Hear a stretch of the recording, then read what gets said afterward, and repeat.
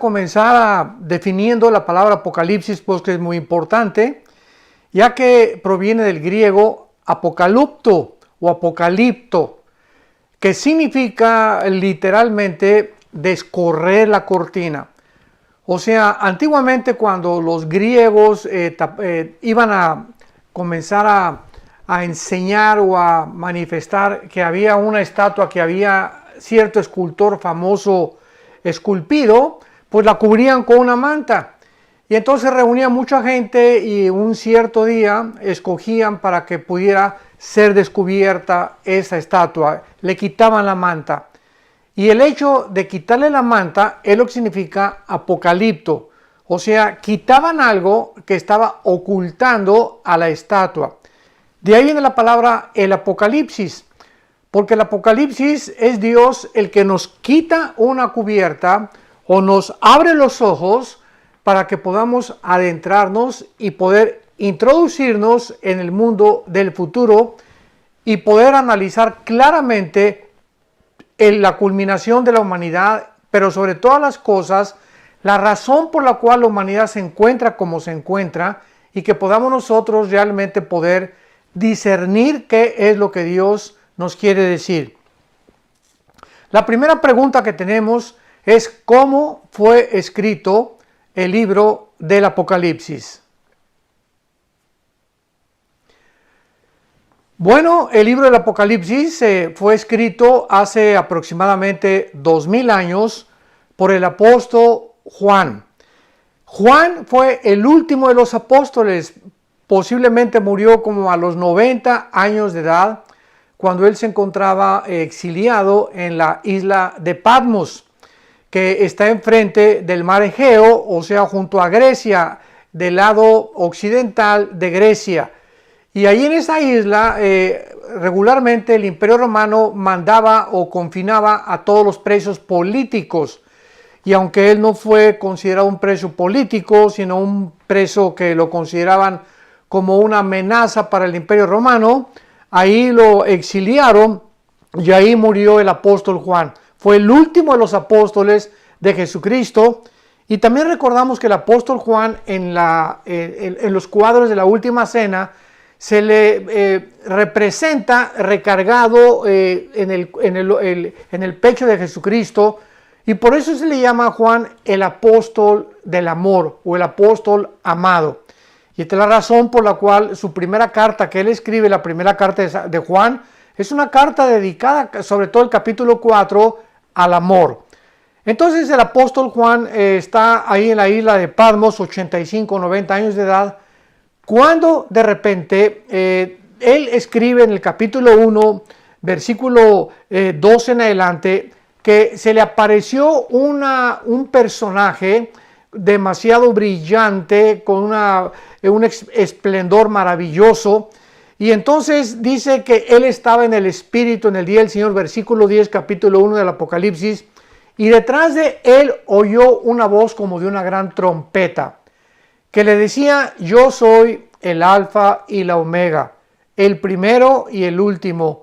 Escribe en un libro las cosas que has visto, las que están y las que han de ser. A las 7 iglesias que están en el Asia, a Éfeso, Esmirna, Pérgamo, Tiatira, Sardis, Filadelfia y Laodicea.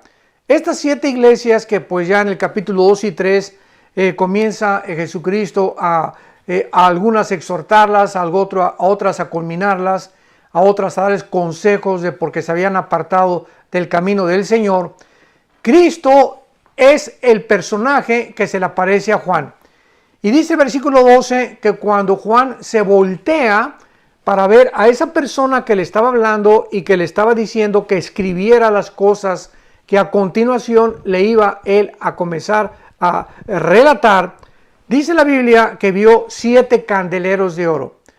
El candelero en la Biblia, en el Antiguo Testamento, representaba la luz, representaba la gloria de Dios y se encontraba dentro del tabernáculo en lo que se llama el lugar santo. Pero en el Nuevo Testamento, el tabernáculo, vemos nosotros que tiene 7 ramas. Y vemos nosotros que la rama de en medio es la rama que representa a Jesucristo. Porque más adelante dice que Juan vio en medio de los candeleros a Jesucristo, y los candeleros representan la iglesia de Jesucristo.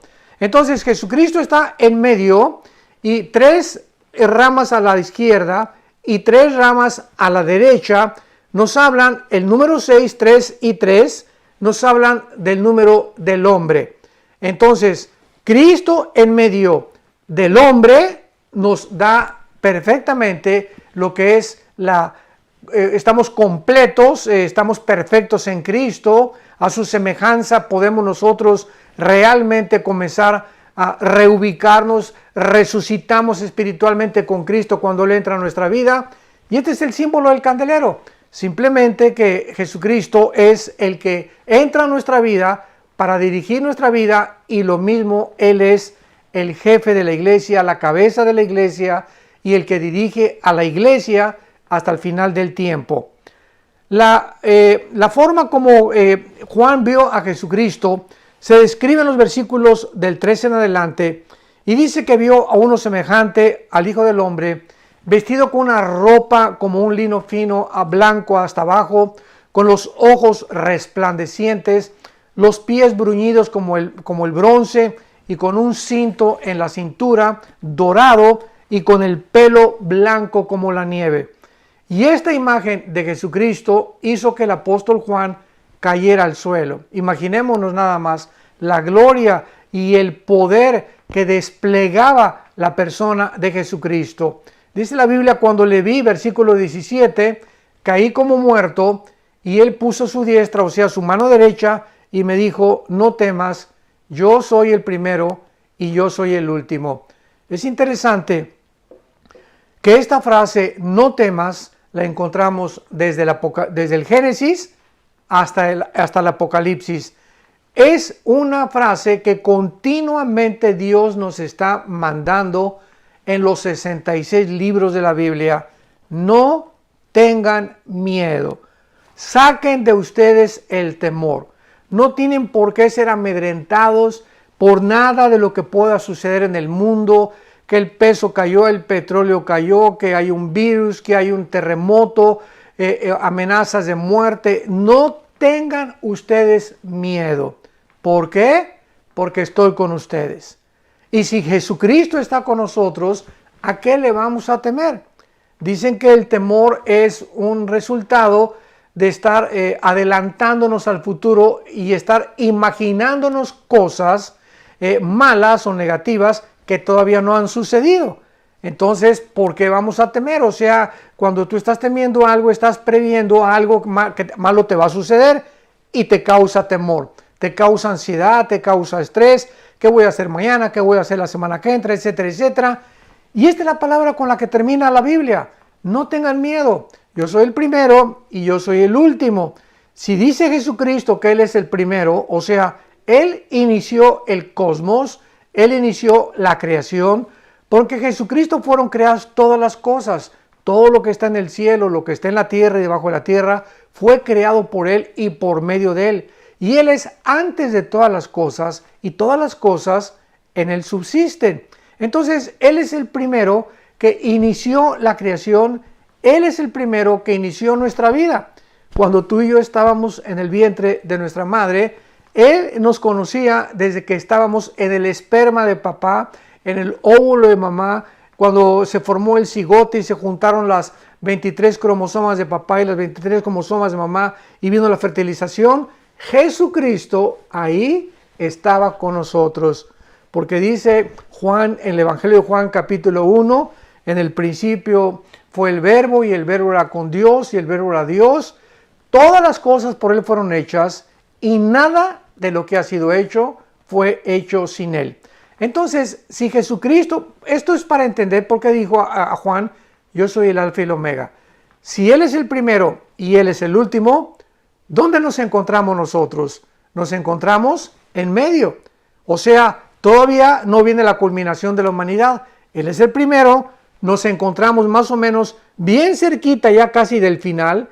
Y si sabemos que Él es el último o la omega, que es la última letra del alfabeto griego, el alfa y el omega, no tenemos por qué temer. Porque si estamos nosotros en medio y Él es la culminación de todo, Él sabe cómo va a terminar la humanidad, nos lo revela en el libro del Apocalipsis para que tengamos paz, una paz que sobrepasa todo entendimiento. Y entonces esta es la razón por la cual Cristo le revela el libro del Apocalipsis al apóstol Juan. Y finalmente, para contestar la primera pregunta, ¿cómo fue escrito el libro del Apocalipsis?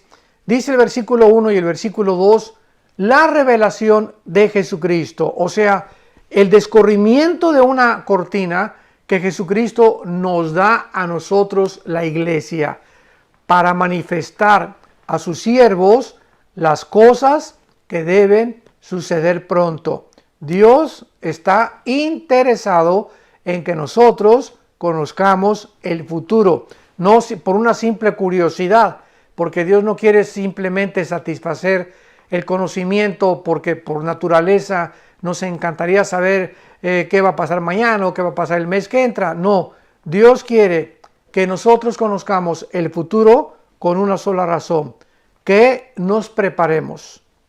El fin de todas las cosas se acerca. 1 Pedro 4:7, velad y orad.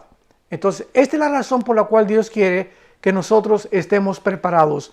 Vamos a llegar a un final de la civilización, a un final de la humanidad. Tu vida y mi vida va a llegar algún día al final y tú tienes que estar preparado, y yo también, para encontrarnos con nuestro Dios.